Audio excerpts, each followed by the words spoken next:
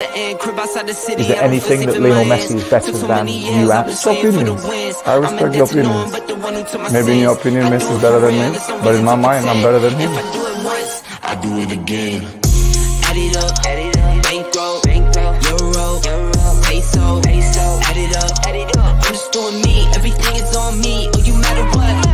Add it up, bankroll, euro, peso, add it up. I'm just doing me, everything is on me, oh you matter what. Told her if it's all me, everything is on me, gon' back it up. Matter what. Told you I'ma do me, why you hating on me, it's not adding up. I do roll like a Mack truck, country heart, I might cop a farm and go act up. Like scars, I was cold-hearted, now I'm back up. Keep it real, I do this once a month, I don't rap much. I just hit the money and go stack up. Only buy cards and get tatted up. All that other bull, it don't matter much. You only climb me, I put the ladders up. No fault, I done doubled up on the workload. I think I fell in love with the bankroll. Pray up, get money, then we lay low. Add it up, bankroll, euro, peso, add it up. I'm just doing me, everything is on me, oh you matter what. Add it up,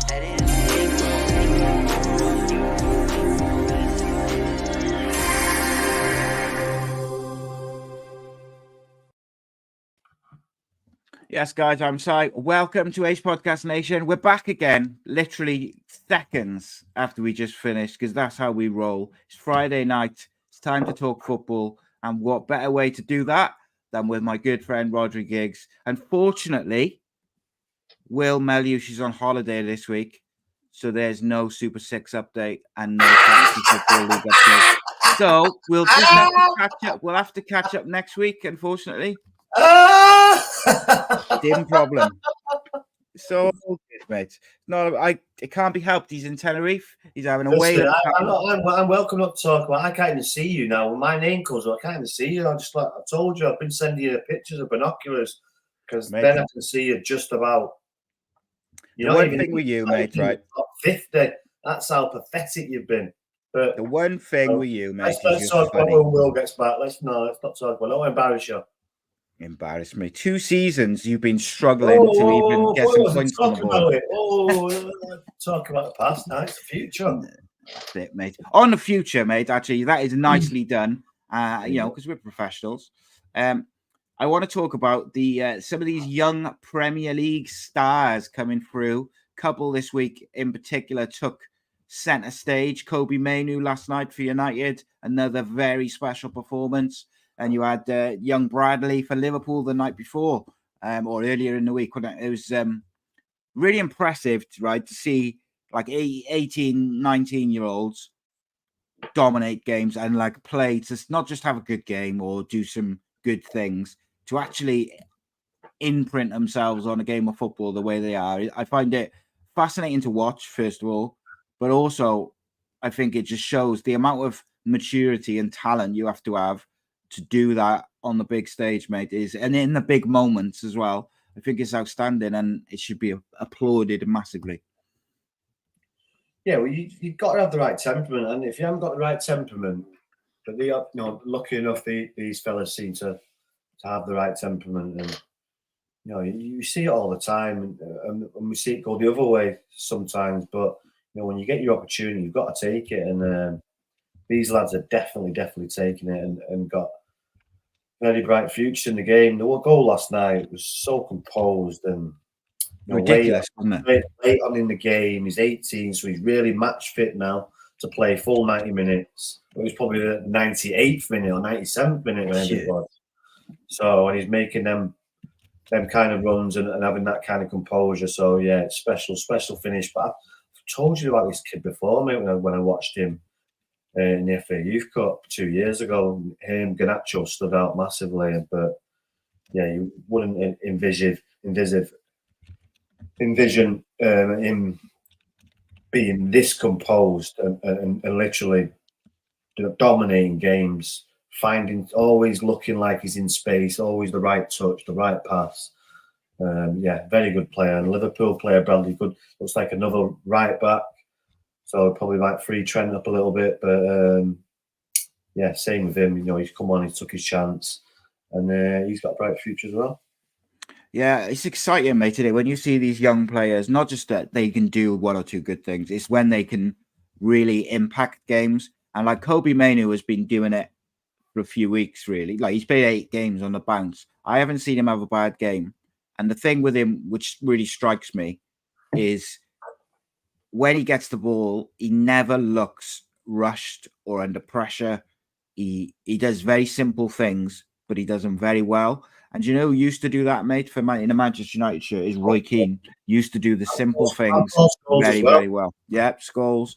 But even, look at that Barcelona generation. And I'm not saying he's up there now. I'm saying that generation of Xavi and Iniesta and these people, they always just, no matter who was around them, where they received the ball, receiving it under pressure, they just looked like they had time to look up and see because they knew where everybody was.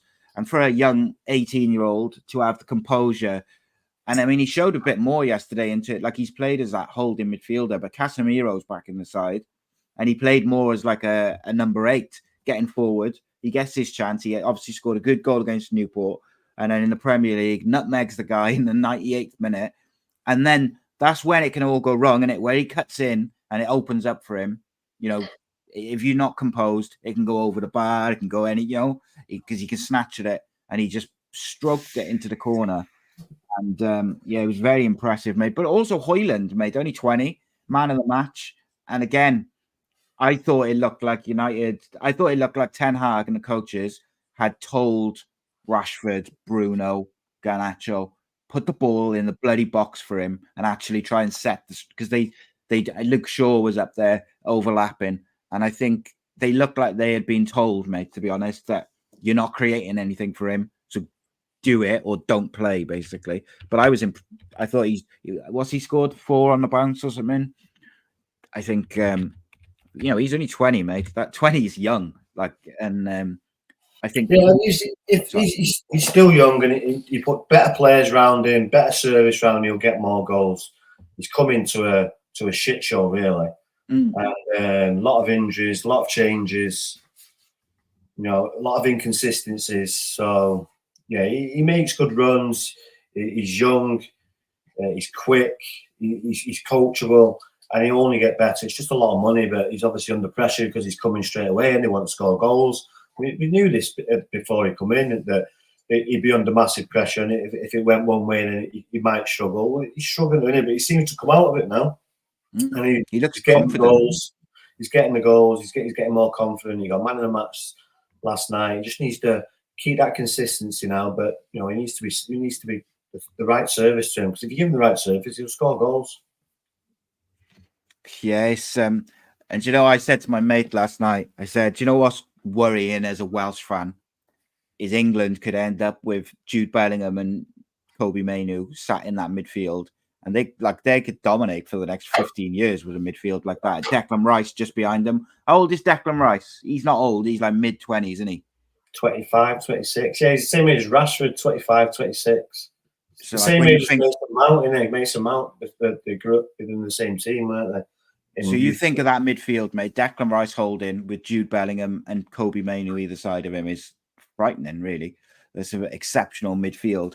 The one thing which struck me about Bradley for Liverpool, mate, was obviously his pace, and he was getting in behind. I thought he seemed much more defensively aware than perhaps Trent Alexander sometimes seems. I think Trent Alexander's defensive inadequacies do get exaggerated a little bit. He's not a complete, I nearly said a word you're not allowed to say anymore. He's not completely useless. He's just not. His defensive is just the weaker side of his game, if you like. But I think this Bradley looked like he was a real traditional, out and out fullback. Similar to Luke Shaw, who could just go up and down all day long. His delivery was good. Obviously, the cross for the goal was exceptional. His finish was exceptional. I enjoyed seeing these because, so Reese has just made a point in the chat there. When you've got academies and you've got these young players, there's certain managers who just will not give young players a chance, even if they might be good enough. They write them off because they're young, and you wonder how many players never quite make it at top clubs because certain managers have not wanted to risk. Because in fairness to the managers, you're only a few losses from getting sacked, didn't you, at a top Premier League club? If you have a bad run, you're done. So do you gamble or do you give the young players a chance? But these guys are showing that there are players there who are young, but they're good enough, you know? That's why you've got to give them a chance. You give them a chance, and you know, if they're good enough, then they're old enough. So yeah, it's we've seen it time and time again. But they have to be coached well. They have to be ready. You can't just throw them in. You obviously see them under 18s or reserve games or men's football, and they didn't know before that they're going in. Obviously, it's down to the player when he gets the chance. You know, does he just blend in or does he stick out? And you know, you've got to take that chance. You've got to make risks, and if you make risks, ultimately, you know, mostly you'll probably get rewarded. So, well, you look at Mainoo now, right? If he hadn't have taken his chance, you got Casemiro coming back in, Mount is back in training. He'd probably, you know, if he hadn't taken his chance, he'd be losing his place. But he looks like he's one of the first names on the team sheet. Like, and I think, by the way, I saw some people saying, "Oh, Casemiro didn't play well in his first 2 games back." I thought he made a massive difference to United yesterday just by being there. And I want to talk about the penalty in a minute, but before I do, you mentioned something which just sort of pricked my ears. You said, like, we've seen it. I can't remember the phrase you used, but basically, like, academy players, when they break through, you know, it can go both ways. They can go on and be world class, have great careers, you know, like your brother, like Scholes, like the rest of them. But you also see others who go the other way. Let me ask you a question. Marcus Rashford has come through the academy, and the last 2 seasons has had 1 or 2 issues off the field. I don't think by any means massive, huge issues. Obviously, the most recent one is probably the most serious one he's had because he missed training, you missed work. Is there a danger that Rashford could tail off now and not fulfill like what his talent is there to enable him to do? say that last bit again, mate. Do you think there's a chance that Rashford? So I almost feel like Rashford's at like a slide indoors moment where if he gets distracted off the field by various things, or will he go on and fulfill his talent? Because I think he's an exceptionally talented player. We all have seen the negative side of him this year with his attitude, his work rate, and then he's had this not turning up to training. Is he in danger of throwing anything away, or do you think this was the kick up the arse he needed? He played pretty well last night, I thought. You would think it was the latter. So you would hope it was the latter, that it's given the kick up the arse. But for me, this is strike 2.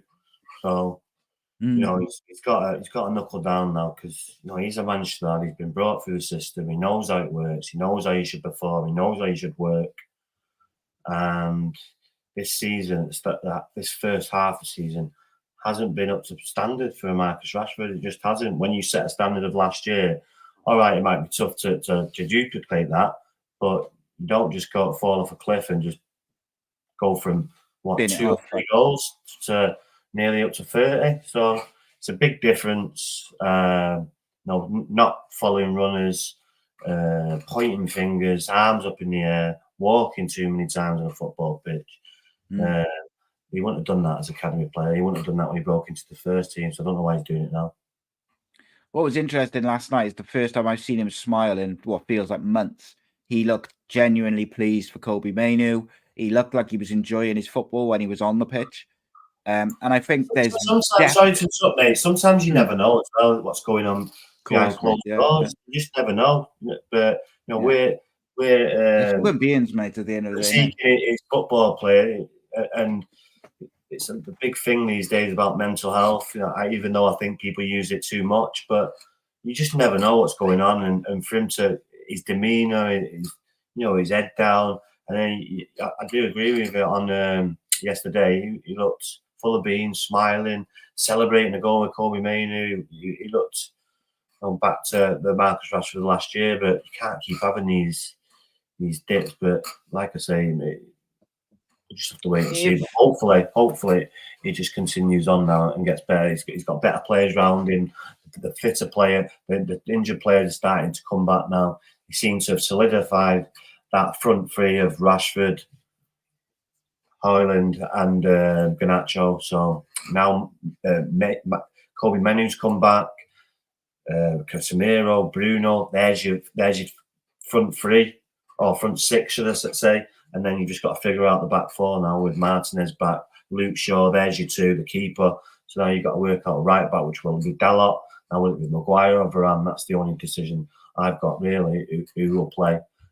For me, I would play Maguire than Varane. To be honest, the way Maguire performed before he got injured. But the interesting thing with the Maguire Varane thing, I think, if you look at it this year, just this season, defensively, I think you go with Maguire. I think he's been the more solid defender. And Varane looks like he's been caught out once or twice. But I think on the ball... They'd both be a good partnership. I just think... Yeah, Maguire, but Martinez plays, doesn't he? Let's be honest. Yeah, Maguire and Martinez would be better. Maguire would be going for everything. Martinez could be sweeping up because of his pace and stuff. But I think it'd be a good partnership. One's right-footed, one's left-footed. I just think Varane's passing ability and his calmness on the ball gives him the edge slightly. I would say that if I knew he was going to play every game now for the rest of the season, I would say yeah. Yeah, fair. I believe that Maguire won't get injured now to the rest of the end of the season, and hopefully Martinez don't. So there's your back four, because you need to be playing every week, and two need to play. Yeah, no, I take that absolutely, mate. Right, this penalty which Wolves had last night, I am look, I haven't got a dog in the race. I'm not a United fan, and I'm not a Wolves fan, but that's just not a penalty. Like, he's dived. Like, and my thing is, right, with VAR, is they're never gonna, they won't overturn it because there was minimal, tiniest bit of contact. But just because I make contact with you, it's contact. But just because I make contact, it doesn't mean it's a penalty. It's a contact sport. Just because I make contact with you doesn't mean it's a foul. So they shouldn't be looking for contact in the VAR. They should be looking at if it's a foul. On your shin pad that protects your shin, that doesn't make your feet go back and you like a ballerina with your feet. It doesn't do that. But no. Steve Portini, whatever his name is, in wherever he's in that little shed, obviously thinks, I agree, but that's a foul. That VAR guy, clearly not. He's touched him on the shin, like touched him, and you can see it. He clearly touched him, but very, very, very, very, very, very minimal. That doesn't make. No, I played the game. Now, if that was me, I probably would have. I'd hope to think I would have carried on because it's not enough contact for me to go down. Well, he gets the shot off. If he doesn't go down, he can get a shot off, can't he? No, because it's. And I think. If I've got a chance to get a shot off, I'm going to get a shot off. And if he's got a chance, but if he did, and he should have, but he's, these don't want to blame the foreigners because the British lads do it now today as well. It's just a different era, isn't it? I was not brought up to do that. I was, score goals or try and score goals. Well, I mean, the era that we grew up in, mate, is you were taught to stay on your feet. You just never do it. You just never do it. And they just, they all do it. Yeah, there's. I don't even, like I said, is the contact? If it is, it's very, very minimal. I thought he made the contact. Go back like a ballerina. The Wolves player. What? The Wolves player makes the contact, and then the contact is so minimal that it doesn't. It should have been over by then anyway, mate. It should have been 4-0. Yeah, of course it should. But it was a very. Made it entertaining, wasn't it? It was a very good game. Yeah, it was a wicked game to watch. And we get a last minute, and then we get a last minute buy for Cardiff. I mean, on a tannoy, 2 million. You know what? It was this player, Mark Turnbull from Celtic. Great signing that is. Just what they needed. Just what they needed. Aggressive midfielder. Still cash in the coffers, then, yeah. Well, I think that was the only one they really spent any cash on. But the thing is, mate, that was if you need a type of player and there's a player available who's the right profile, the right age, the right abilities, set piece specialist as well, something we're severely lacking, you've got to push the boat out, mate. In my opinion, if it comes available, like 2 million is all right. It's probably a lot for Cardiff, but if we get 4 or 5 years out of him at a good level, it's worth it, without a doubt. And I think he'll get the best out of Siopis. Siopis has struggled recently because he's trying to do the holding midfielder role, but he's also trying to do the number 8 and progress the ball through, and can't do everything. You've got to have a combination in there. So yeah, that was that. But interestingly, the VAR guy who didn't overturn that penalty or didn't even look at it was the same VAR guy who on the night before in the Chelsea-Liverpool game didn't give Chelsea one of 2 penalties. Paul Tierney. I'm not sure which one it was, mate. But Paul Tierney was in last night. So I know it was the same VAR guy. And I just thought, wow, how could you not look at your performance in the Liverpool-Chelsea game and desperately want to make sure you make the right decisions in the next night? But it's not really good at making decisions if you're desperate, is it? So, but there's no accountability for them, is there? No, it should have been. It should have been put to rest and had a night off. Yeah, I'm bored of VAR, mate. There was a question earlier which I wanted to put to you, mate. Let me just find it. Are you both surprised by the lack of real movement in the transfer window when so many clubs are missing a certain something? I think this fair play's got everyone spooked, haven't they? So they're crossing the T's and dotting their I's. As Alex Scott said, she's crossing her I's and dotting the T's. Mm-hmm. So do you think it's because like Everton and Forest have been deducted points, teams are looking at that and going, right, they ain't messing about. We need to make sure that we're well within any, limits and stuff like that. Yeah, have we got nothing? If we have to get him on loan, and if it's not possible, it's not possible. Or do it to the manager, or do you want to deal with having 10 points minus? So go with what you've got, or we could win chance of getting a minus 10 points deducted from us. So the other one I noticed, so Jude Bellingham is being investigated by La Liga. Yeah, I've seen it today. Because he called, it looks like if you lip read, so I'll be very careful how I word it. Really did. You can see it. Yeah. Allegedly, he after he tackles Mason Greenwood, he refers to him as a rapist. Look, in my opinion, like, Mason Greenwood's got to expect that in professional sport, players will do and say things in the heat of the battle to try and get an advantage. The teams, particularly Mason Greenwood's in great form this year. The Spanish team, Anton Griezmann said he's the best winger he's played all season.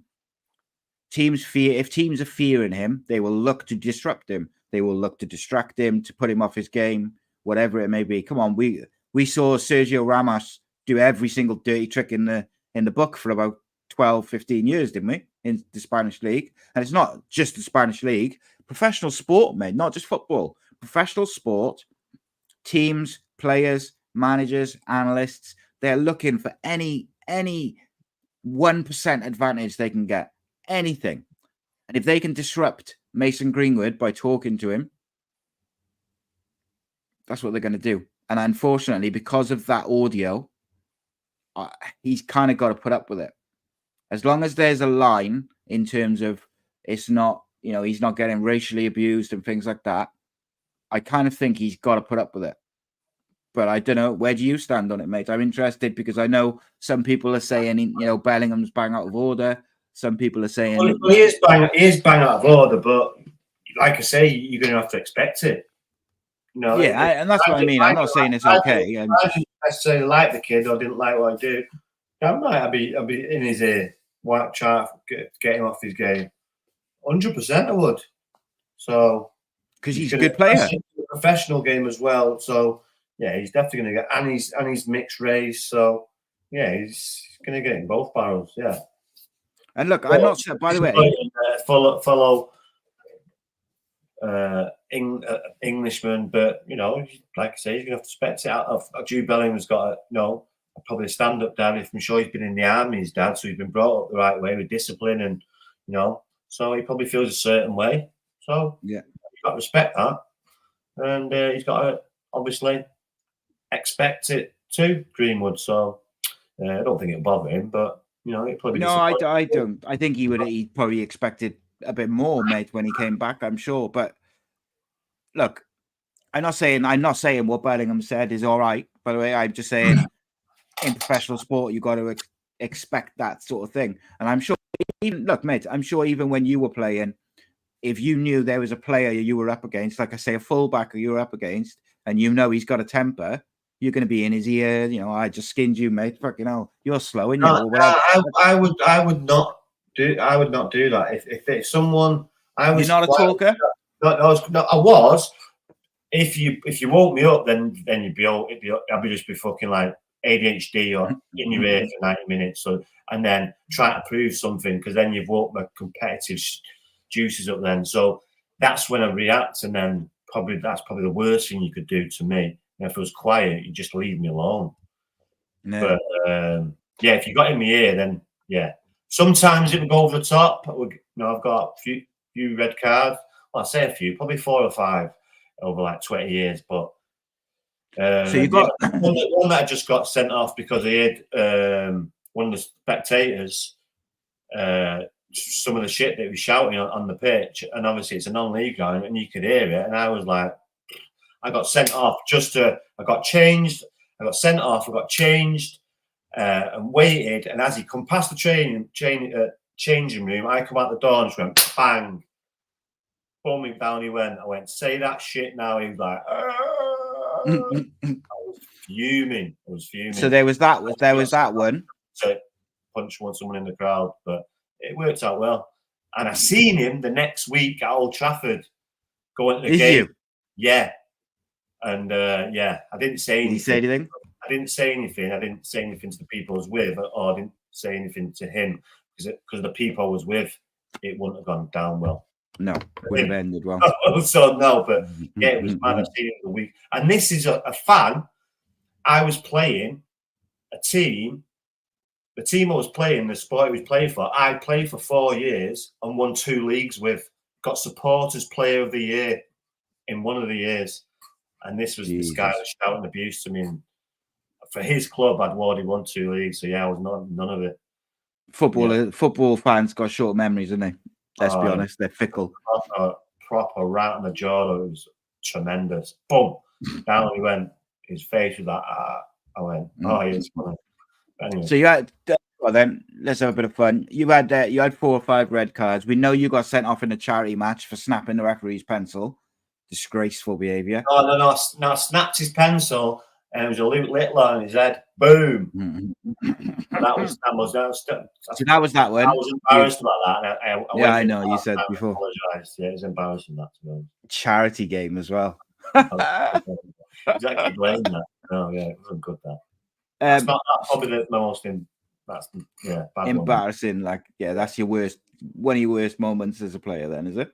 What about what about some of these other red cards? Then what were they for? Studs up, talking. One was got in my ear. It was Garth off. One was getting in my ear, and we ended up both getting sent off.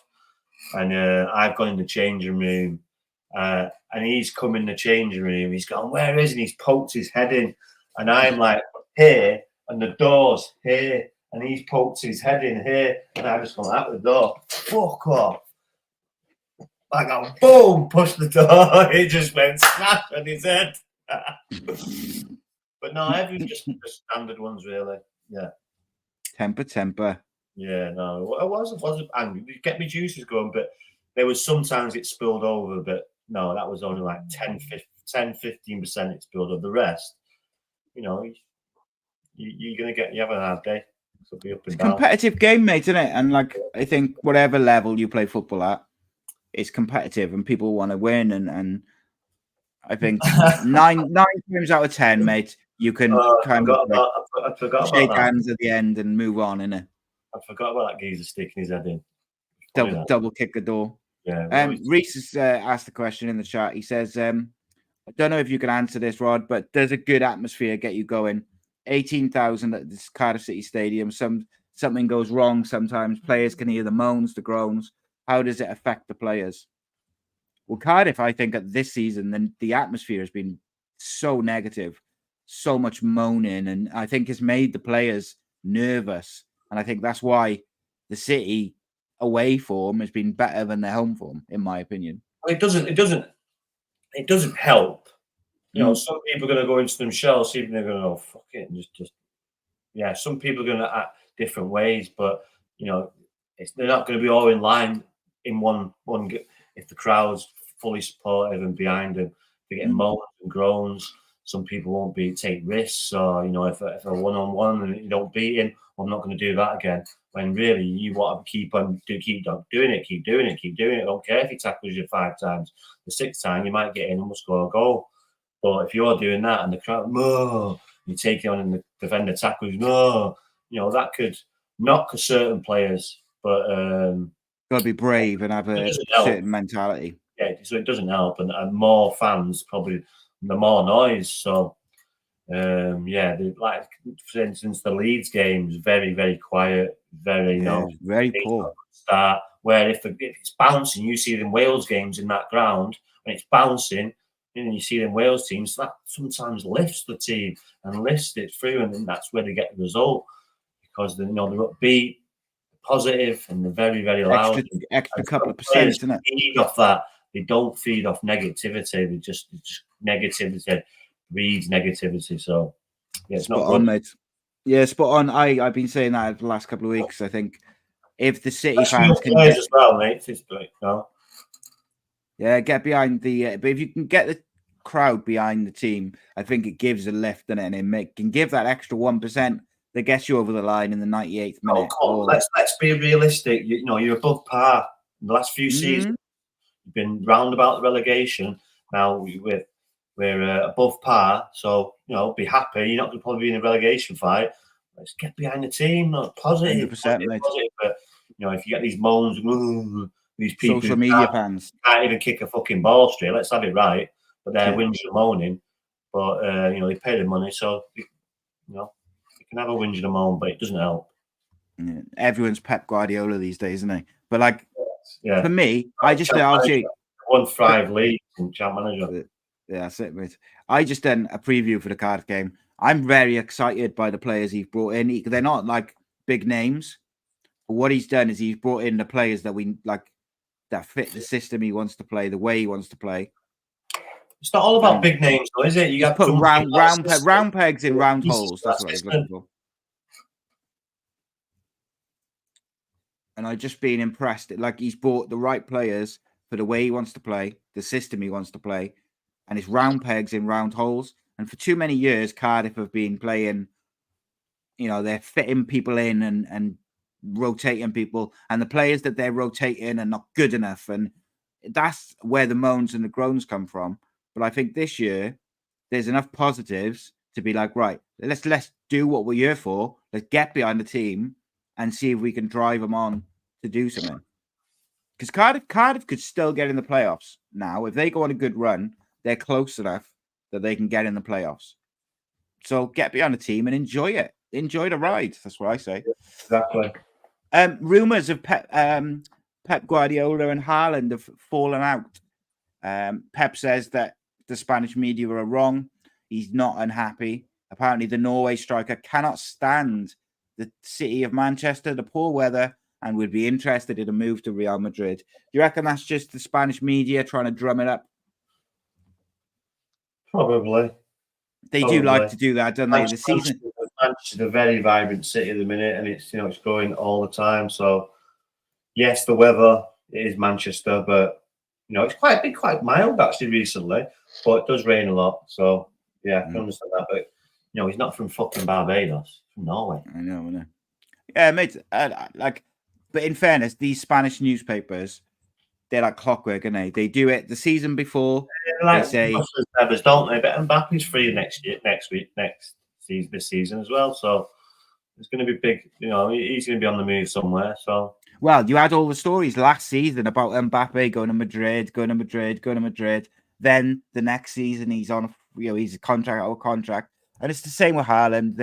He's unhappy, he's arguing with he doesn't like the weather, blah blah blah. And then next season, Madrid or Barca will move. Who is this source? Where is he getting this information from? Let's have it. Spanish outlet El Desamaco. Yeah, Marco, that talk shit. But it's like I say, mate. It's son of flipping Spain. It's like take no credence into it. Yeah, I saw it on the BBC, mate. To be honest, I just think it's another sham corporation. Like I said, it's just like, yeah, well, absolutely. I was on the BBC yesterday, mate, on BBC Derby. Really? Yeah, talking about Ebo Adams. But don't mind the radio. It's all part of the same system, isn't it? Same company, but it's poor. I agree, mate. It's poor. It's and like I said, it's like the media will go after him this year. They'll say he's unhappy, and then next year Madrid will come in with 100 million whatever bid.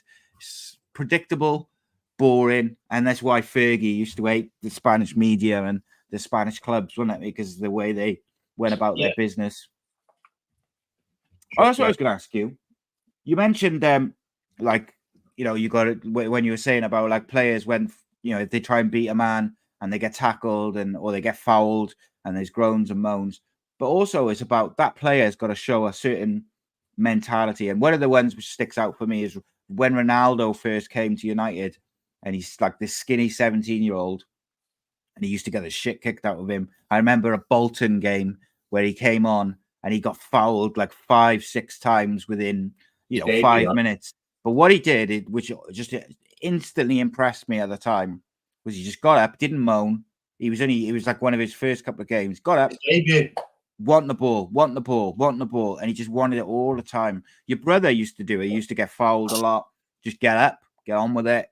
It's balance, mate. It's balance. If your feet's not planted, you've either got it or you haven't. I'm pretty much sure of that.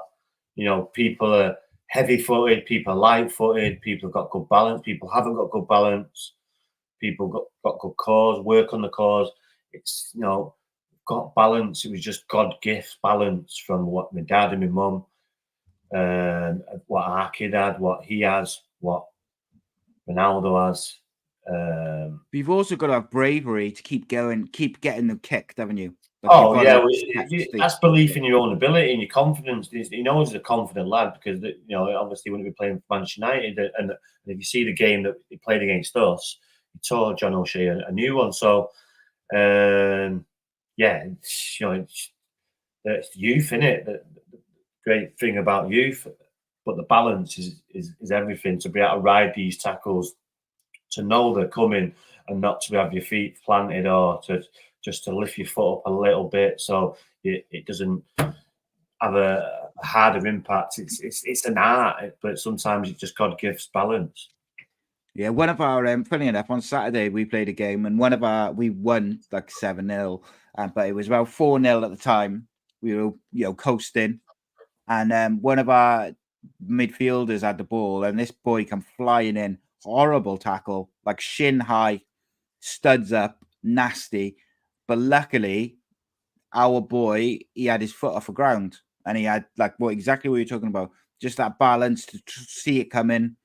And if his leg had been planted on the floor, mate, broken into 100%, because there was such force behind it, like front on the top of the shin, like where your knee and your shin meet.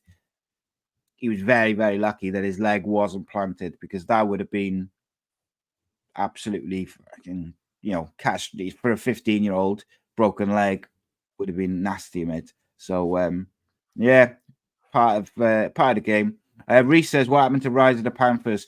What happened to Rise of the Panthers, mate, is we recorded 2 episodes. It was really well received. And a certain team from the league complained, so we're not allowed to film it. That's about as much as I can say about it. But there's always one who wants to spoil it for everyone. So it is what it is. You can't, because the team is under 16s. Even though we had permission from the parents and all that sort of stuff, the other teams, or one other team in the league, kicked up a fuss. What can you do? What can you do? Very quickly, mate, before we do our predictions, Tyson Fury versus Usyk is off. Any views? No. Are you looking forward to that fight? No. All about the UFC, like me and you. No, just when it comes, it comes. I'm tired of these jokers. Boxing's a joke. Just they drag it out, mate, don't they, for too long until they're past their prime. Joke. Joke. Just absolutely shocking, mate. Of it. Let's move on. Super 6. Do you think Manchester United can get in the top 4 if they I'm keep more excited about Joshua Boazzi and the one this Saturday. And Ngannou? No. Is it? Oh, no, he's fighting him in a while. Boazzi, is it cruiserweight you're in?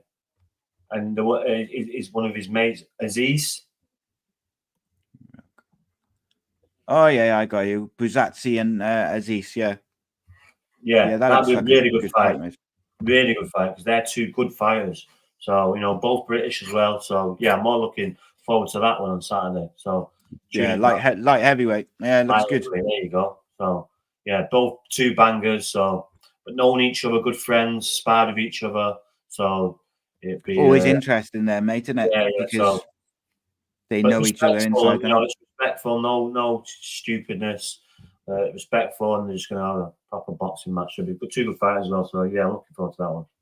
Loving that. Just very quickly, mate, on the the VAR thing we joked about, like that he made mistakes in the Chelsea game and then he's done that in the United game.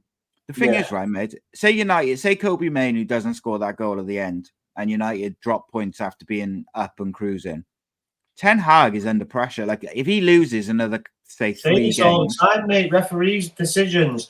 They get managers and coaches sacked. This is why people lose the shit. They don't seem to understand that when these have got no accountability, where people are losing their livelihoods. Mm. Yeah, it's a mistake. Just you'll be all right. Do it tomorrow as well, but still make mistakes. It's just frustrating. Football is a crazy business, man. It's a crazy business. It's the only business you can fail and then get paid £2 million the next and get another job. Fail at that job and then get another job that pays $1 million. It's wild, mate, isn't it? And the thing is, like Ten Hag, if he loses, say, 3 games between now and the end of the season, I think Ineos let him go. If he goes on a good run, I think if he doesn't make the Champions League, I think he will be gone. I'm not sure if he wins the FA Cup. I think they give him the benefit of the doubt because he's had a lot of injuries. He did very well last year, and they support him, get some more players in, give him another summer. Because they have spent a lot of money with this guy. So I would like to see, because everywhere he's been after 2 or 3 years, you start seeing the results. So yeah, what's the way to see how it carries on the way it has been? Then he won't last long. I would like to see how he does with a proper football structure above him. Yeah. I honestly would. I think he's shown enough early in the first 18 months that if you put a proper structure in front of him and he hasn't got 15 injuries to the first team, that I think he's shown enough that he'll succeed. But you've got to stick with him at this difficult point. And we'll see. I mean, what are you going to do? Bring Jose Mourinho back? Come on. No one wants to see that, do they? I mean, off the field, I wouldn't mind seeing it because he just causes mayhem. But on the field, I don't want to see that football again. Jesus. Right. Oh, quick question in the chat, mate, or quick comment. Spanish media, Haaland lived in Leeds. He was brought up in Leeds as a child. He's used to the British weather. They're trying to cause a rift. It's probably the Madrid paper who claimed Bale couldn't speak Spanish when he could. They hounded Bale out, accused him of all sorts, couldn't speak Spanish, etc. The moment he joined LA Galaxy, he did an interview in Spanish. So, yeah, Spanish media, mate, always do the same thing. Scum. Bit like the paper which we won't name, mate. Right. Newcastle at home to Luton. I've done 3-1 to Newcastle. 2-0. Brighton at home to... I was laughing. I was laughing at this comment, which I'll read you now. Brighton at home to Crystal Palace. I'll let you go. They've just had a smash in, and they're going to fix it. 4-1. No, I'm going 2-1 to Palace. Burnley at home to Fulham. I've gone 2-1 to Fulham. 2-1 Burnley. Sheffield United at home to Aston Villa. You can go first. 1-3 to Villa. See, Nick, mine. Right. You should go first then, you bitch. Well, I take it in turns, isn't it? Because I'm a gentleman. You're tricky, and then ladies first. Now you have to change it because there was some of mine that you copied on Tuesday as well. The last thing I do is copy you after the last couple of years. How many points behind? Double figures. It's a race, mate. It's not. Yeah, it's not over yet, is it? In bloody February. I mean, it's a marathon, not a sprint. That's the same. I've gone 2-1 Villa in that one. United at home to West Ham. I'm going 3-1 United because I think they're going to hit a bit of form now. 4-2 United. Arsenal at home to Liverpool. This is going to be an interesting one, but I've gone with 3-2 to Liverpool because I think they're going all out for Klopp and they to try and get this title. And Arsenal have already shown some little chinks in the armour. But they come back pretty strong of late. So 2-2. 2-2. Nice. Nicely done. Let's do a prediction. Cardiff City are away at Watford. My prediction in my preview was 2-1 to Cardiff City. 2-1 to Watford. Ooh, boo. We'll finish on this comment, mate. Reese says, Jesse Lingard offered himself to Barcelona on a free. They said no. So he sacked his agent and he's now signed for a Korean side. Have you ever seen a fall from grace like it with no English team showing any interest after he did so well at West Ham on loan to then go back to United, run his contract down and absolutely fluff his lines at Forest? It is quite the fall from grace. I made a decision a long time ago to not solely make a decision on money because ultimately it would be the wrong decision. Yeah, mate, I don't think you could say it any better. He should have gone to West Ham when he had finished that loan. He was happy. He was in form. Instead, he come back here, tried to get the money. His mate, put out a clothing brand, social media, and now he's eating noodles for breakfast. All the best. Yeah, mate, it's real. It's almost sad to see when you think of. No one gives a F about that league. No. Yeah. And the weird thing is, mate, right? At one point, him and Pogba had the world at their feet when they were at United. If they got their heads down, if they got their heads down, mate, right, they could have really gone on and been top level footballers. Especially West Ham as well, gone on to win a European. Yeah, but I'm on about even just their time at United. If Pogba had got his head down, he would have been one of the best players in the world. And look at him now. Never going to be, mate. Never going to be. When great Alex really saying you've got a bad attitude, why would you ever bring him back? So yeah. But that's the only. We've got. Yeah, look at him now. Like he's suspended at the moment. Anyway, right, mate. It's always a pleasure. As we gear up for the next UFC events, we've got some good ones coming, but not this weekend. Some of the British fighters are coming, mate. It's going to be good.